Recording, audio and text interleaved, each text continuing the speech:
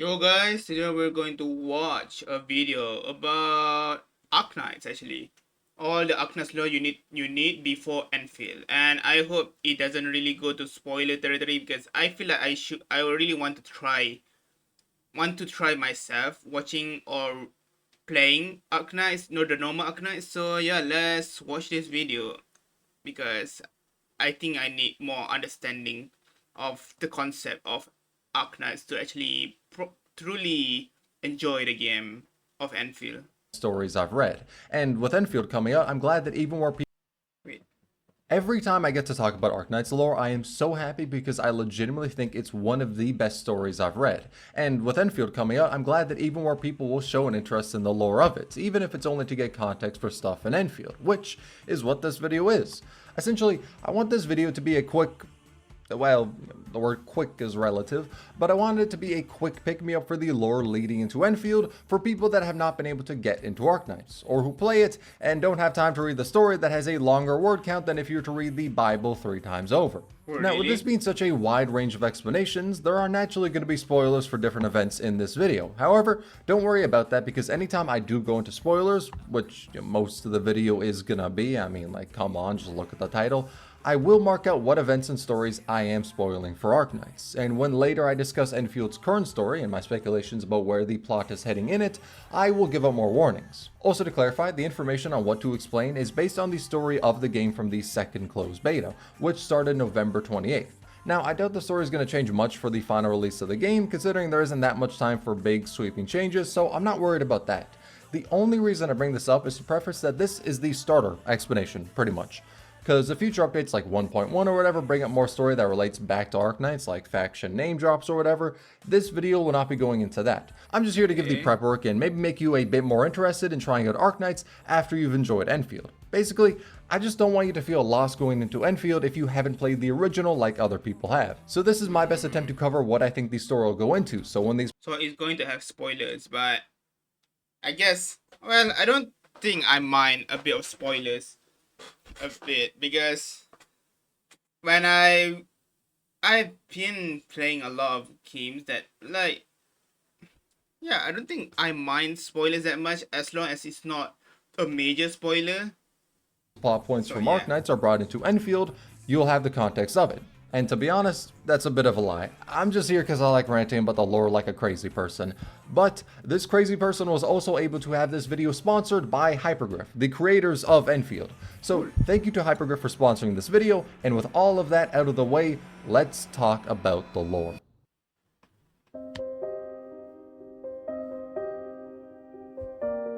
Who's that girl? Isn't this girl is one of those good, if I'm not mistaken, this I think her name is Carla or something, and she's one of the girls that we saw, not we saw, but her name was inscribed into a gravestone, I think, in Enfield. I think so. Let's hope I'm right.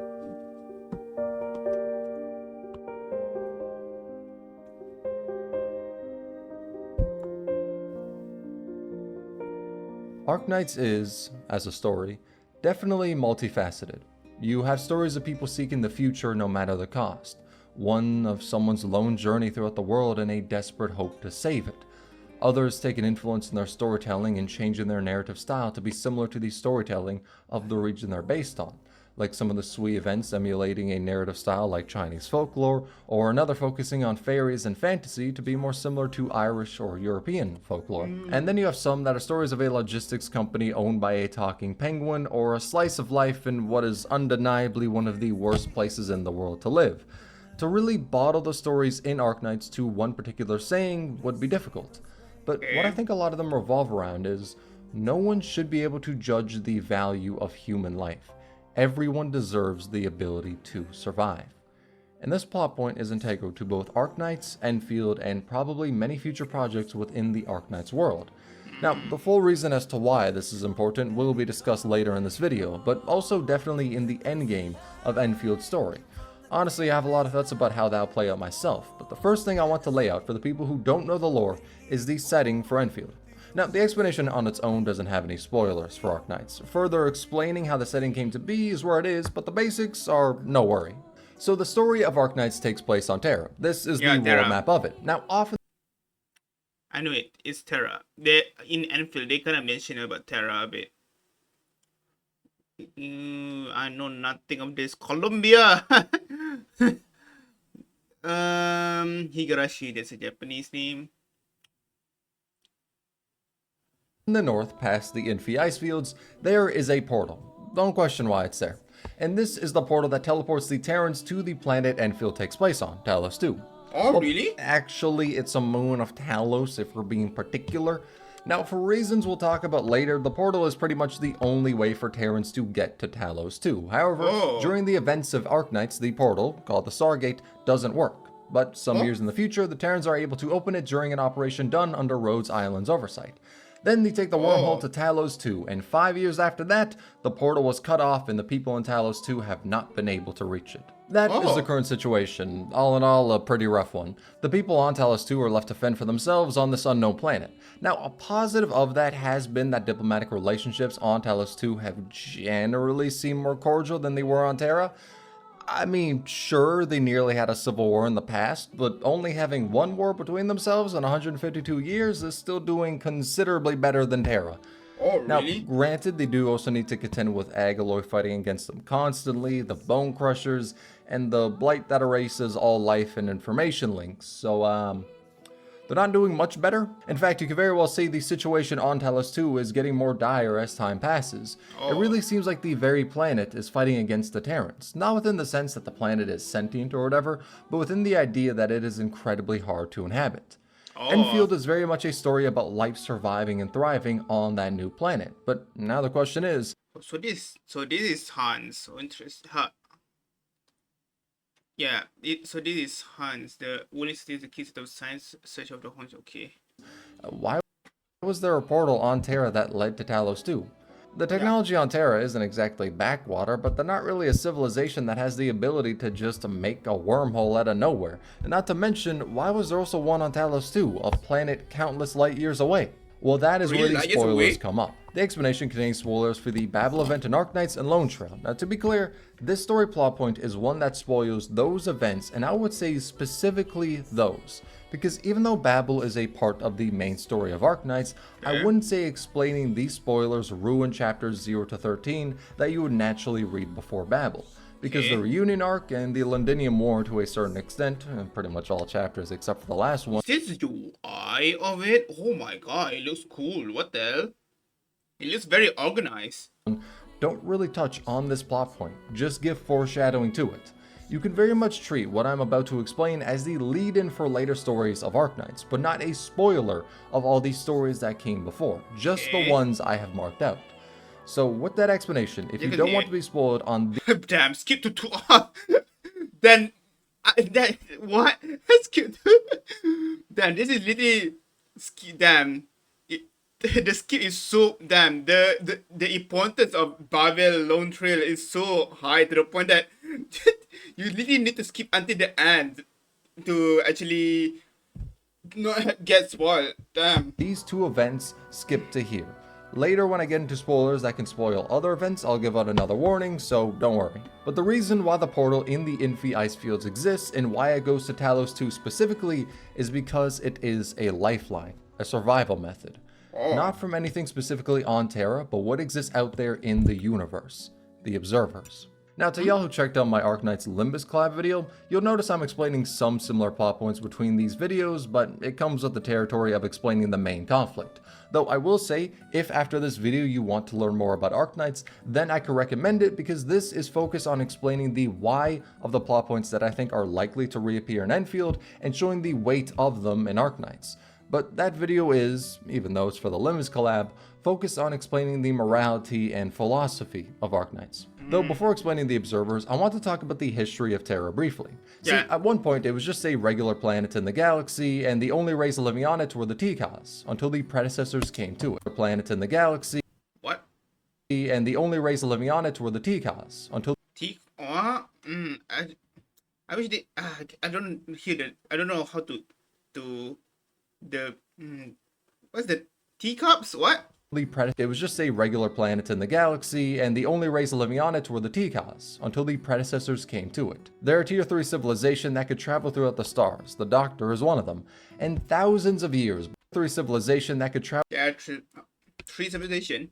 living on it were the Tikas, until the predecessors came to it. They're a tier 3 civilization that could travel throughout the stars. The Doctor is one of them. Okay, the Doctor is one of them. And thousands of years before the time of ARKNIGHTS as we know it, the predecessors brought life to Terra.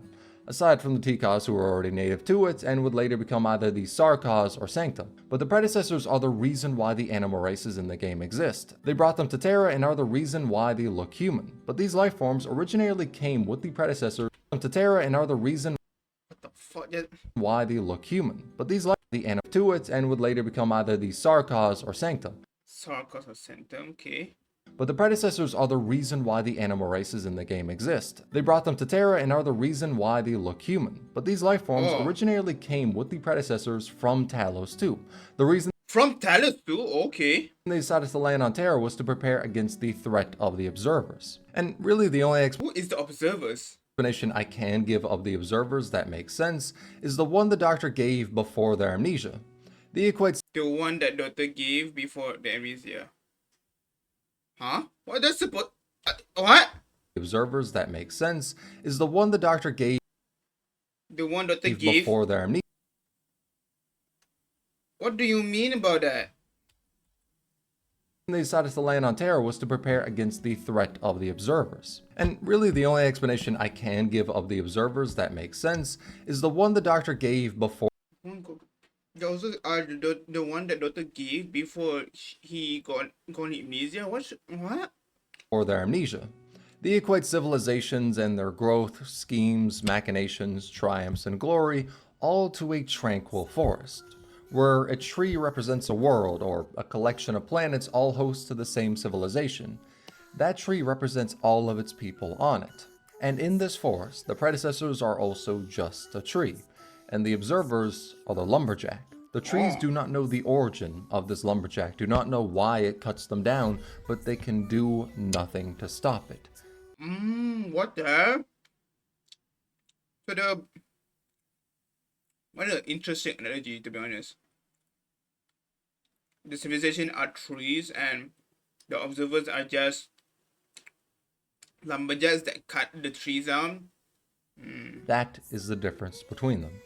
We do not know what the observers are. We do not know why they do what they do. We just know that even though the predecessors have technology that can have them travel throughout the universe, they view the difference between them and the observers as they are the lumberjack and the predecessors. Hell, every civilization in the universe are the tree.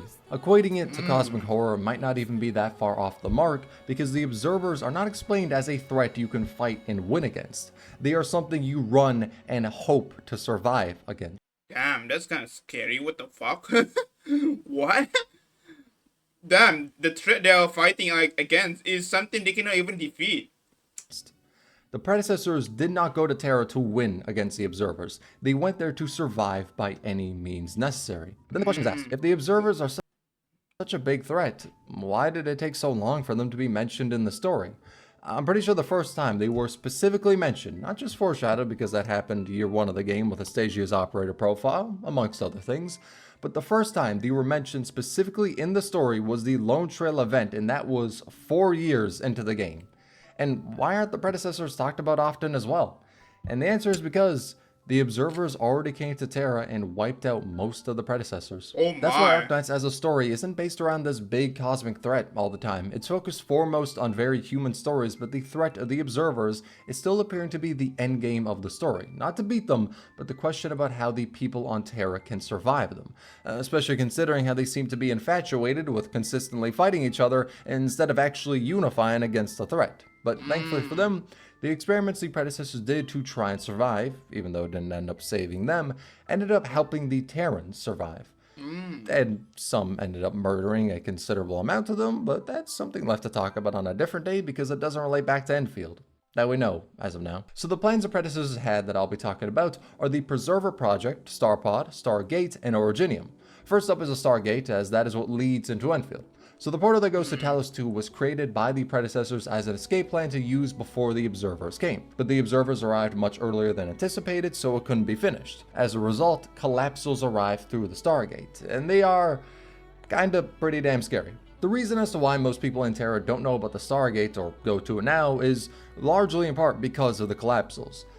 The fact it's like 20 million miles up north, it doesn't really help much either, but the Collapsals are a pretty big reason. Now, to put it briefly, not much about them is known, but what we do know is they have exhibited a certain degree of reality warping and space-time manipulation. So when you're in contact with them, the world simply doesn't function how it should. We also know they don't need to hunt for food or a need to eat. They're just incredibly aggressive regardless of that. They've been known to cause the total loss of a person's ego and emotion. They're capable of mind control, hallucinations, mirages, and when someone succumbs to them, they become incredibly violent and are able to infect others with this. And Wait, what is he talking but about? what we do know, the Collapsals are a pretty big reason. Now, to put it briefly, not much about them is known, but what we do know Collapse? Oh man, I wish there's a, oh man. Because I don't know, I wish there's a better subtitle. is they have exhibited a certain degree of reality warping and So- space known much either, but the Collapsals. The fact it's like, or go to it now, is largely in part because of the Collapsals. This thing. It's a word, no. I wish he showed the word. Like, not all people, like, I wish, yeah. The fact it's like 20 million miles up north, Well, I don't really need to. Let's just search it. What the hell? ARKNIGHTS.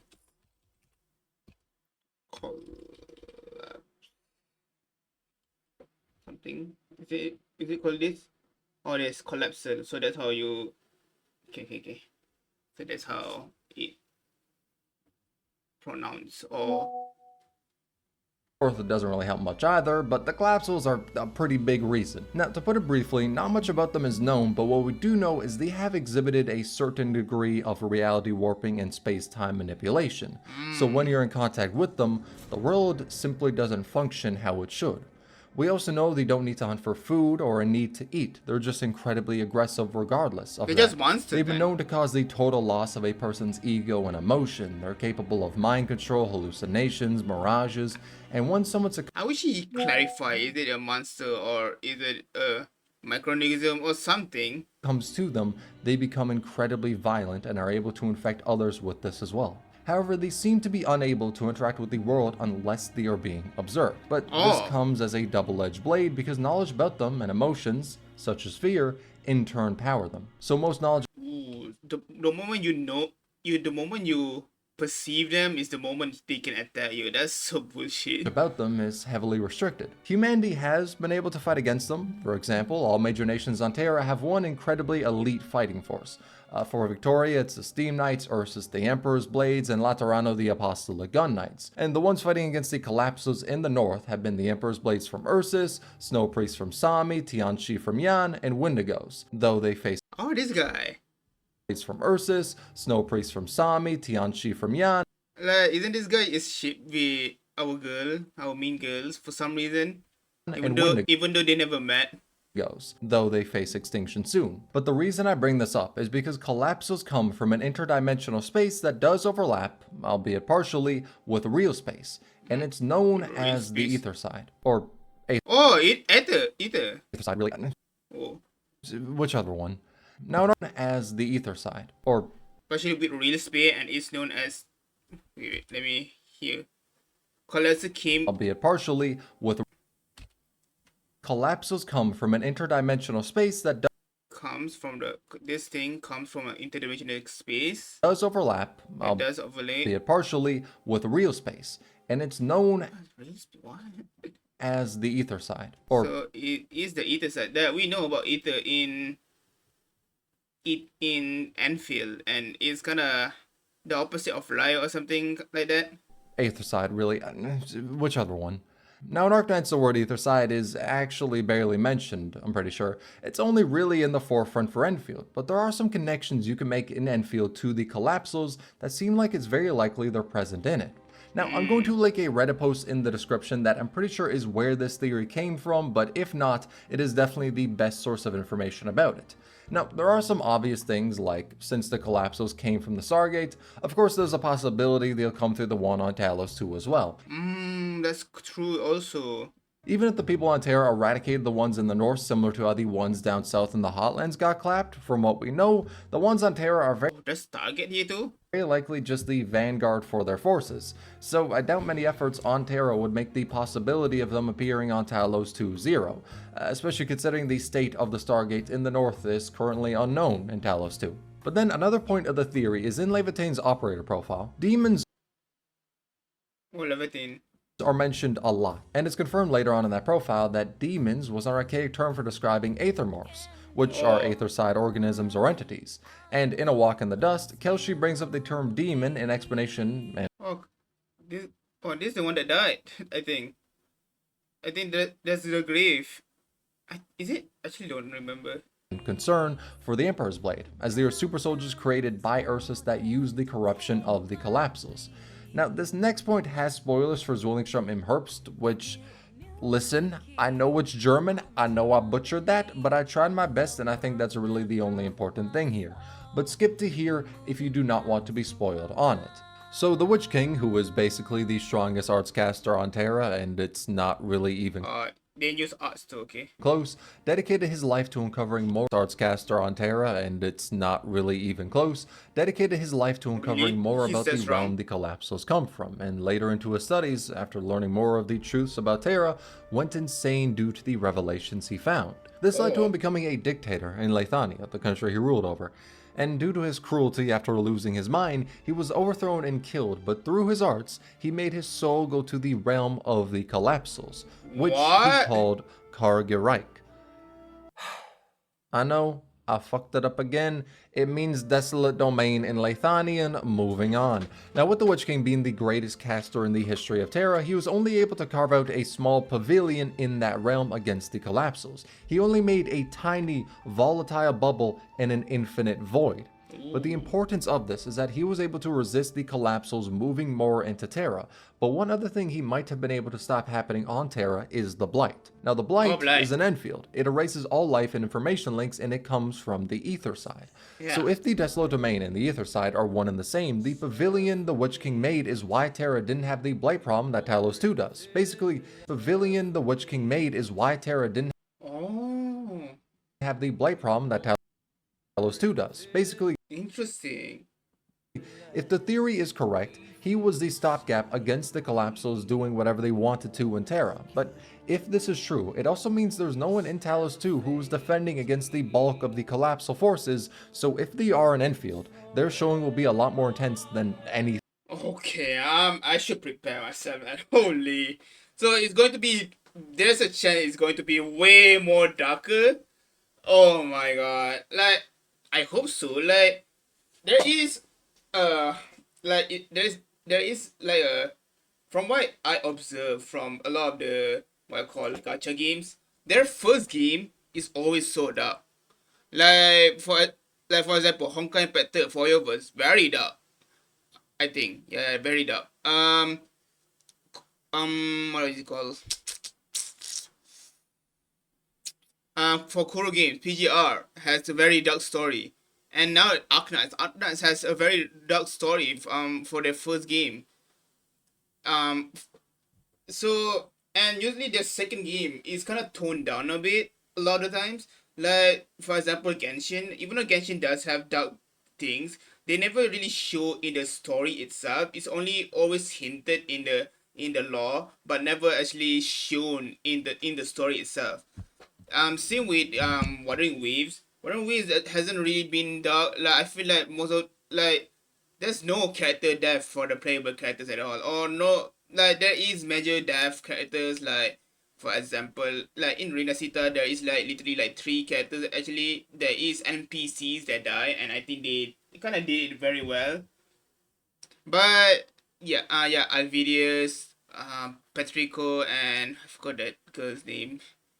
Mia? Yeah, I think so. Yeah, I think the yeah, I think Mia's death is kind of insane. Oh my god, when I really think about it. But yeah, but it hasn't done. The playable character hasn't experienced anything dark per se. And I have heard some things how dark the game of Arknight is from what I've seen or heard about. So I do wonder if like I'm kind of scared like not scared but I'm hoping that Enfield will not will not make the dark teams a bit lesser, because usually the second game of a second game, or usually the game where they become more open world, they kind of tone down the dark stuff so that I don't know why. Actually, like maybe yeah, I actually don't know why.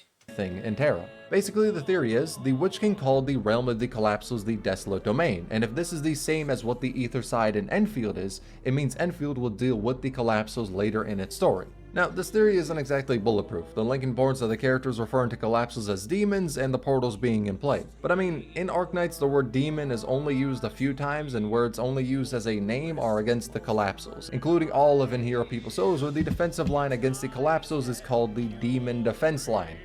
Yeah, ARKNIGHTS is very particular about their wording, so if I'm putting money on them becoming a plot point in Enfield, I'm putting down a lot. But that's the explanation of the Stargate and the theory that the Collapsals will appear in Enfield. To talk about the other plans the predecessors had, let's talk about the Preserver Project and the Starpod, as these show the more imminent threat around the world and what Talos-II is under as well. The Preserver Project was a strategy the predecessors had where they would, well, preserve their bodies in sarcophagi to avoid the observers until a time came where they could rebuild their civilization, as this was after the observers' attack that nearly wiped them all out.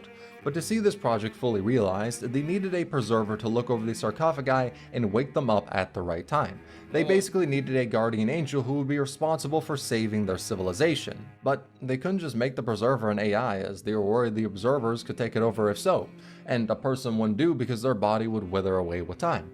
So they decided to upload the consciousness of a predecessor to make them an organic AI, and Trevor Friston volunteered of a predecessor to make them So what the fuck? with time. So they decided to upload the consciousness of a Consciousness predecessor to make them an organic AI, and organic AI. Trevor Friston volunteered for that role. He spent Trevor Friston. the next 13,000 years alone in a cave far underground, watching over his civilization in hopes to save them. The entire time broadcasting signals to space in hopes other predecessors would hear, but he never got a single response. And Damn, that's kind of sad. Oh my god, what the fuck? as time passed on, as the consciousness of a human needs to endure 13,000 years alone, he starts to notice the vital signs of the predecessors start to fade, with no hope for his civilization in sight. Around the same time, Christine Wright wishes to uncover a secret on Terra, why the stars are always shifting. You see, the sky of Terra is weird. Astrology hardly works as a science because there's not many constants with the stars you can observe on Terra, and even more weirdly, any spacecraft or vehicle capable of flight always starts to fail at around 6,000 or 7,000 meters above ground level. This made it Okay, what the fuck? so the people on Terra never looked into the universe or thought about traveling the stars. To them, the word universe doesn't even exist. They cannot fathom what that means. Not for a lack of technology, they certainly have the ability to make spacecrafts, but because this invisible barrier shut down any attempts to travel at high altitudes. And Christine Wright's parents died in a plane crash due to this fact. So she dedicated her life to uncovering why that's the case, and as a result, Are found they based on the Wright brothers? the cave where the Preserver Project was taking place. Asking Trevor Friston about everything, about why this all came to be, she got some answers. That the barrier in the sky is called the Starpod, and it was made as a way to shield Terra from the observers due to the worry that Shit, they're from. they will attack again. That's why the stars are always shifting and objects aren't able to pierce it. It acts as the greatest restriction to Terra, but also the main protector of it. It's a Damn. veil to hide what is happening on Terra, as the threat in the stars far outweighs any benefit. How the hell they can make a veil the starport to like what kind of the observer is so powerful, but I don't think they are I don't think they are conscious what I call sentient entity for what I've known from how he's playing. like the observer so far, I don't think like if they are sentient, they are if they are a sentient being, I don't think they will not able to not detect the fact that there is a barrier that makes them unable to detect that place. Like I feel like I don't know, like if this what I call observer is sentient, then it also has like what I call omnipotent type of intelligence and everything. So yeah, I don't think it's. I guess it's just a concept that just destroy. Like, is the concept of the lumberjack chopping out the tree? It's just the concept, not really the lumberjack. benefit of traveling through them, and this gave extra time for two other plans of survival to come to fruition. But after Christine spent 2 years learning about the situation with the star pod and why it came to be, her ideals never wavered. Even after learning the truth of the world, about the observers, about Terra, truths that drove the Witch King to madness, she never lost sight of her goal. Because of this, she asked Friston if he could reroute the power of the sarcophagi to make a beam capable of splitting open the barrier, as if we ignore the energy of the sarcophagi, it would take an immeasurable amount of energy to pierce the star pod. It would basically be impossible, Oh. which was by design, because such an act is equivalent to signing the death certificate of Terra. If the sky is Mm. split open and the people can see the universe for the first time, the observers can also see them. And if they decide, though it's not like we know what makes them decide to take action, to wipe out all life on Terra, there is nothing they can do, in their present state, to survive. Due to the years eating away at Friston and the ever-creeping reality that his civilization will wither away in the sarcophagi before having a chance of survival, he agrees to the plan. But knowing What? the risks of it, he asks Christine, Christine, Say your piece. after knowing all of this, do you still intend on gambling with your life to tear open the sky? Terra is ill-prepared, and your death will be without meaning or reason. Allow me to ask you a final question, to serve as my answer. Ask your question. Our careers, cities, homes, art, as well as our cruel history, suffering, war, catastrophes, and the arrogance that destroys everything. Trends of thought and ideals. Greatness Is it actually voice? I actually don't know. Like the male voice feels like his voice. It feels like this guy's voice. granted by others and equality gifted from birth. The civilization born on this tiny patch of wilderness, and everything that we have ever loved without compare. What do they inevitably mean? And what is it that life ultimately seeks? the answer is the future. If life on Terra is going to evolve, then this is the push they need. So she follows through with her plan, aiming the beam against the star pod, and in a showing that almost the entirety of Terra can witness, from the Seaborn in Iberia, the musicians in Laterano, the nobles of Victoria, all see Christine Wright tear open the sky and show Terra that they have been living in a protected bubble surrounded by an incomprehensible universe. She launches her shuttle into It really reminds me of what I call the like the more I'm watching this, the more I realize it's gonna feel like Genshin story too, where the firmament, where what I call the heaven principle do the fake sky, which is the firmament.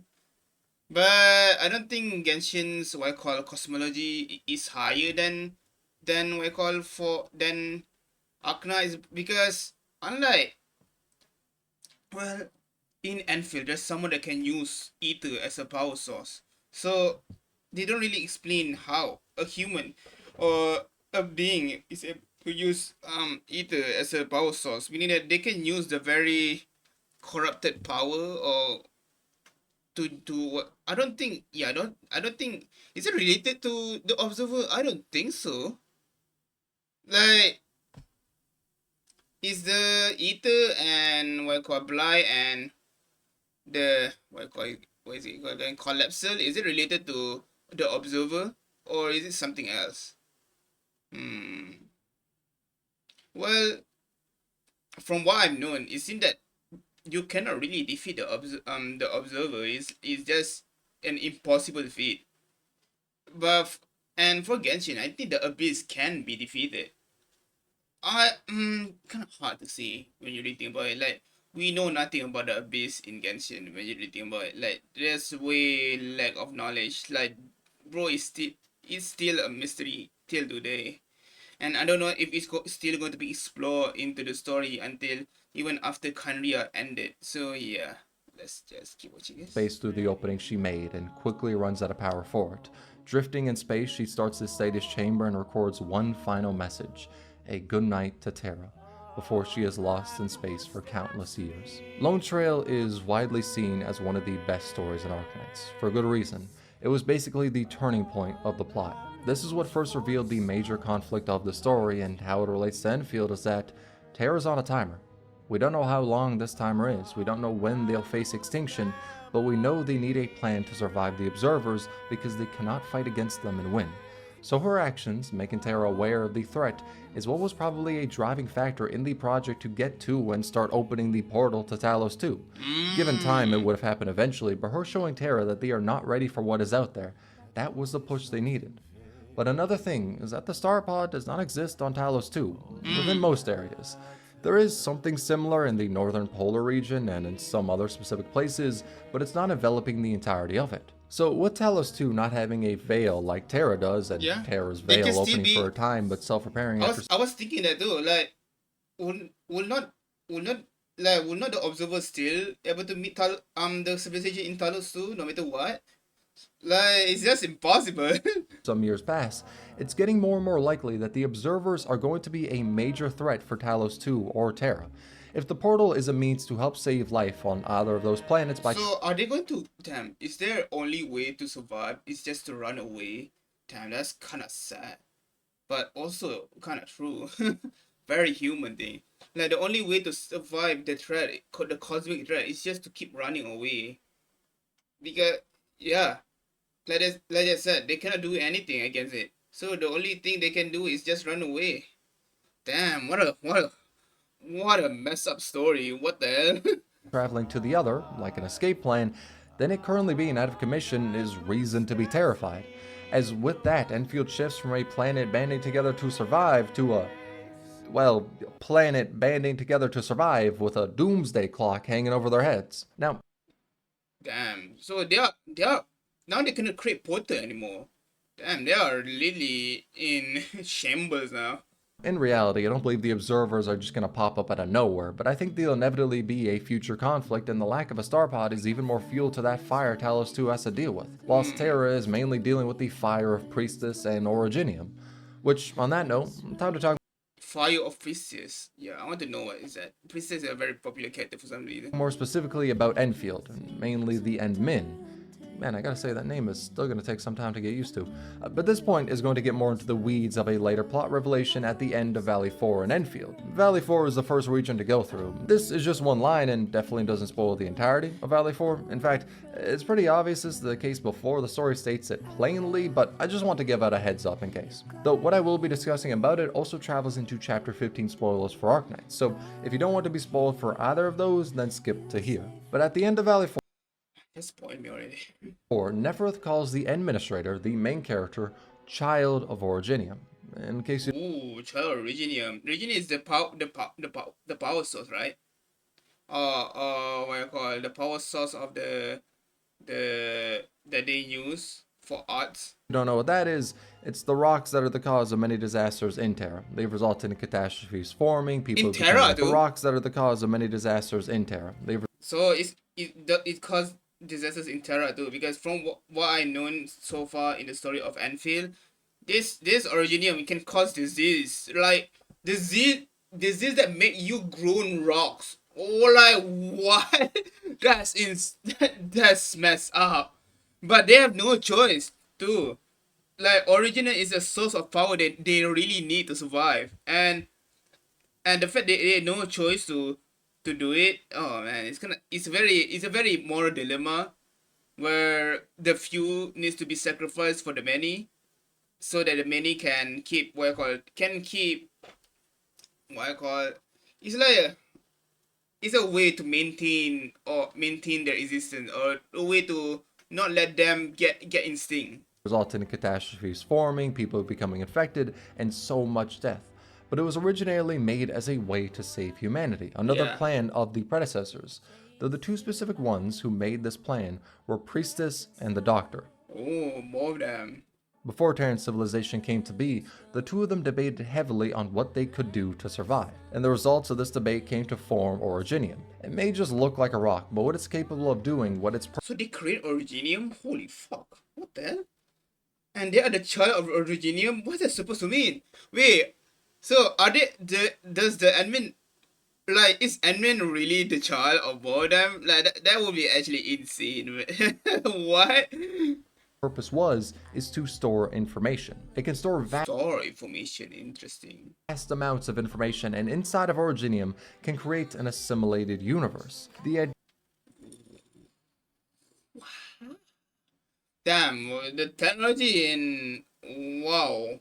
Okay, that's actually interesting. was to assimilate civilization into Originium so they could escape the observers and survive.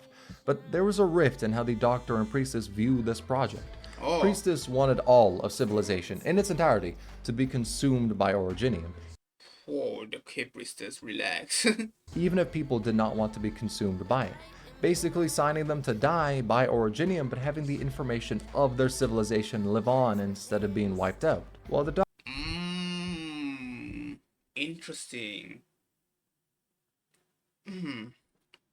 I obviously don't want that. So what the Doctor thinks? Doctor had a more reserved approach than what Priestess suggested. They knew the benefit it provided, that it may just be their only chance to live, but they were hesitant on subjecting all of Terra to be consumed by Originium. On one hand, if it is, they will survive the observers, but on the other, if you just survive as information, can that be called living? That's kind of true too. Huh. Like the priestess, the priestess is a matter of what you call survive, the difference of surviving or live and living.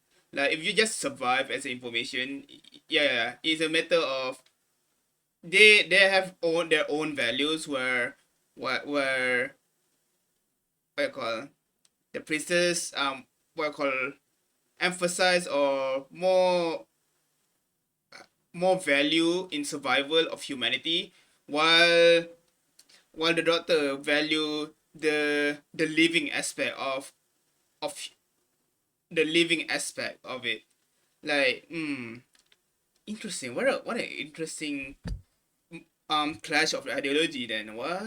Now, without going into a lot of the thought process behind how the Doctor was in Babel about this, in their current state, we don't have a 100% definitive answer about what they want Originium to do, but we do know that the Doctor is against Priestess. Now, this brings in some interesting questions. Like, if the Endman is called Child of Originium, that means it's likely to be the case that either Priestess or the Doctor created them. Now, the answer as to which one is still up in the air, definitely a lot more Both of them. likely the Doctor would be the creator of the two of them. Well, really? Why? Why the Doctor the one that created them? The answer as to which one is still up in the air. Definitely a lot more likely that Doctor would be the creator of the two of them, as there are theories floating around that the Endman was created as another body for the Doctor, and the I don't like that. close cooperation of Rhodes Island with them only adds to that. Yeah, But true. that Child of Originium line holds a lot of importance for the future of the plot, just like the Reconveners. It's the way they bring back older operators, but how it's done is also through Originium, where the information Oh, wait.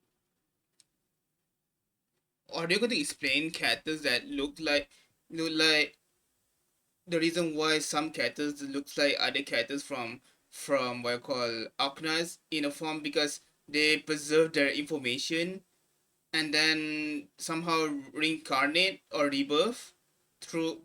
Okay, that's actually insane. What the hell? This Originium shit is very insane. It's the way they bring back older operators, but how it's done is also through Originium, where the information of them is brought into real space. So information of characters from ARKNIGHTS can, through Originium, become people in the world of Talos-II. They're different people fundamentally, they just got Ooh. some memories of the person they, in a sense, used to be. But since Oh, what the hell?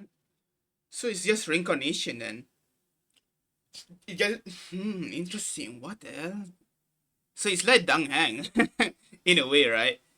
Yeah, it's rebirth. Endfield takes place, I don't think we know precisely how long. I've heard 500 years thrown around, but bare minimum, we know Endfield takes place 150 years after ARKNIGHTS. So Okay, after a nice damn. What? So there is a chance that. So isn't the doctor male? I thought the doctor is male. So if the doctor really did create the admin to what I call to put to become the admin, then he would become a gender bend if we pick the female one. What the heck? Okay, that's interesting actually. most of the original people the Reconveners are taking after had already passed, unless there's some long-living race like the vampires. But the Reconveners bring up an interesting question. If life can be assimilated into the Originium universe, and then brought out from it to interact with real space, does Priestess's motive hold more moral ground? That's kind of true, right?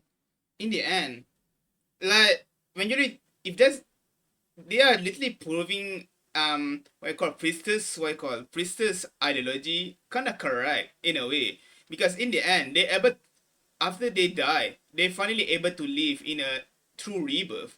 So damn, so is the priestess right then? Like they she because through this method we get to see like Suter, right? Suter and Leviathan. I think both of them are two different, are the same characters, but it seems that they are kind of, Suter is Leviathan is the rebirth of Suter in a way. So yeah, that's actually interesting. But that also means that they are literally different persons still, right? They just have the memory of the past. But you can say that it's kind of hard. Like consent is important, but if the consent is depending, yeah, consent is kind of important, right? I think it's a matter of consent, right? Like if the person wants their information to just get deleted, then okay then, just just just get deleted then.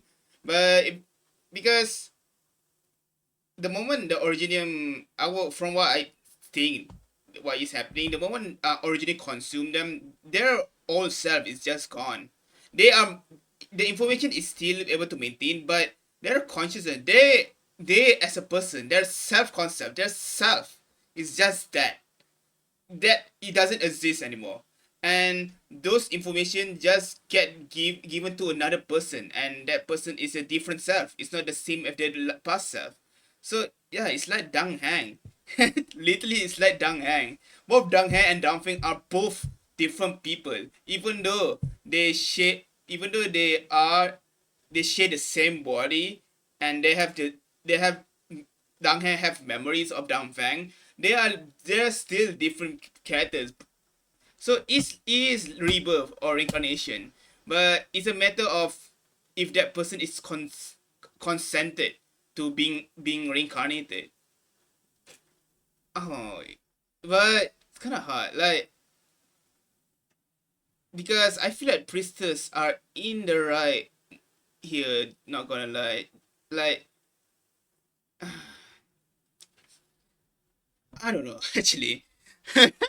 Like in a way, the priestess way of doing is to genocide or kill everybody and then brought all the information into a different world and then rebirth them. But all of them will not be the same person as they used to be.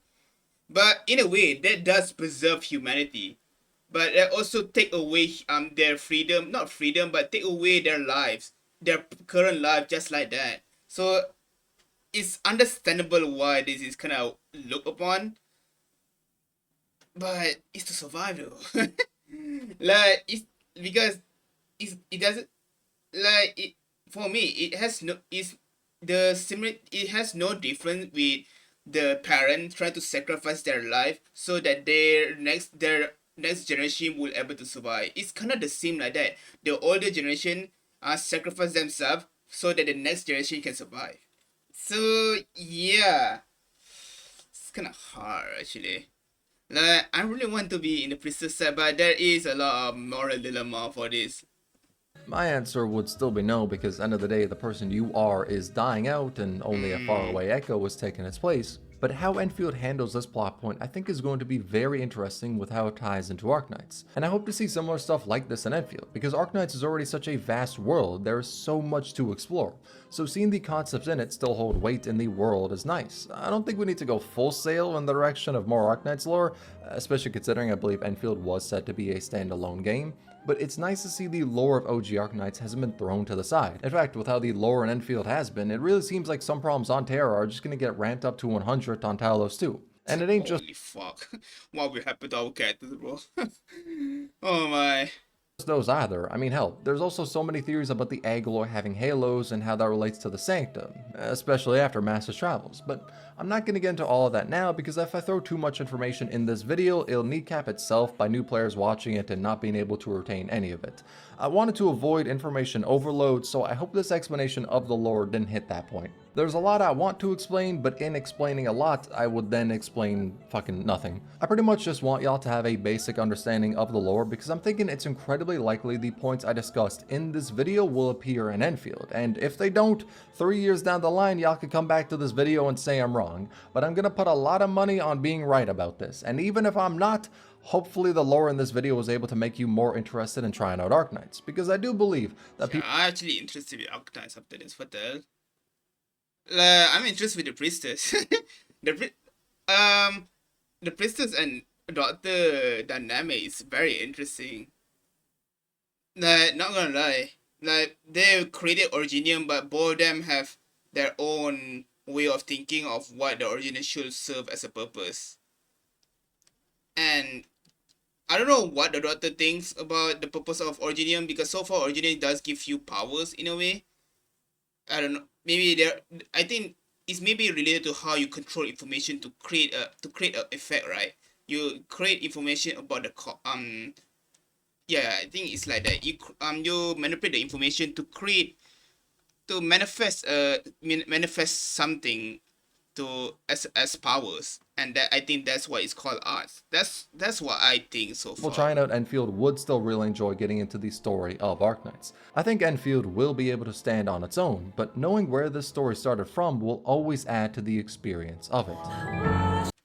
Oh, I didn't mean to do that. But yeah, I think it's a good video. I think I understand almost everything so far from the story, like the observers, the lumberjacks and everything, the collapsal, I think I would understand everything that they are trying to convey in this what you call in this law. What the hell? What's wrong with this? In the story. And yeah, I'm actually interested in ARKNIGHTS, but it's just that I'm too new. What the problem of trying a new gacha game that is already been out for so long is just it's kind of scary. Not gonna lie, it's really scary. Like Genshin, Star Rail, and ZZZ and Wonder Wheel. It's not as scary because it just came out, but like I just started Honkai Impact and it's already scary to just start that what you call that playing that game. So for ARKNIGHTS, oh my god. And it's still ongoing, I think. But yeah, there is a lot of gacha games that I want to try, like Blue Archive and everything. Like I feel like I'm missing in a lot of good gacha games. Like, I know that a lot of their games are focused on waifus, but I don't think just because the characters are only mainly girls doesn't mean that the story would be bad. Like it would not, like maybe it will maybe make the what you call what is that word? Maybe it feels not realistic in a way because all of them are girls. I don't know the word I'm trying to say, but I think as long as the writing is good, I think it doesn't really matter. Like, look at FGO, like King Arthur is a woman, Nero is a woman, for God's sake, but somehow it has good story. Like, how? So yeah, This is what first revealed the major. So yeah, good video. I actually enjoy it. It actually makes me very interested of ARKNIGHTS, and I didn't realize how. Like, I know ARKNIGHTS was dark, but damn, the Observer is another level of danger. The fact that they need to run away, like the only way them to survive is to run away. That's it. To just run away. And I'm like, I wonder why they're still going to destroy the barrier. Like, as long as the barrier is there, the starport, right? As long as the starport is there, they can survive, right? Or is it just denying the inevitable? I guess that I guess it's just hiding for it. For I guess it doesn't really truly hide it. I actually don't know. Like, I think the starport actually serve as a good protective measure to hide from the what you call from the observer. But maybe it's just what you call delaying it. It just delaying it even further. That's all. Maybe it doesn't really actually block fully, and the only way they can move forward from this is like it's kind of hard when you really think about it. Like I know they like in a way they are caging themselves into one place, but that's also but and in a way I think that's a good way to survive because as long as the observer is unable to find us, they will survive. But for some reason, that girl right decided to destroy it so that they can find another way. So it kind of implies that it's the same. They just delaying the inevitable. Like the starport is just delaying the inevitable, and as long as we don't find a way to survive properly, then yeah, they would not unable to run away properly. So the moment it get found out, then there's no running away. So in a way, revealing the sky and actually giving what you call the sparks of humanity for actually find a way to survive. I guess it makes them able to create more methods or motivate to create methods to actually find a way to run away properly. So that's how I would assume the portal, I forgot the star or something, created to the so that they can escape, but for some reason that now it's not working anymore. So yeah, Talos-II is cooked, bro. That both Talos-II and Terra is good, but Terra is not as cooked because of that king. The king is able to properly not make the what I call the what is it called? I forget. Not the man. I forgot the name actually. Is a thing from the Aether Side. I forgot the name. But yeah, the thing from the Aether Side, he's the one that then trying he's the one that causes the blight. He causes the Aether to not cause blight into the world of Terra. So in a way, they are still safe from the Terra thing, but they are not safe from the Observer though.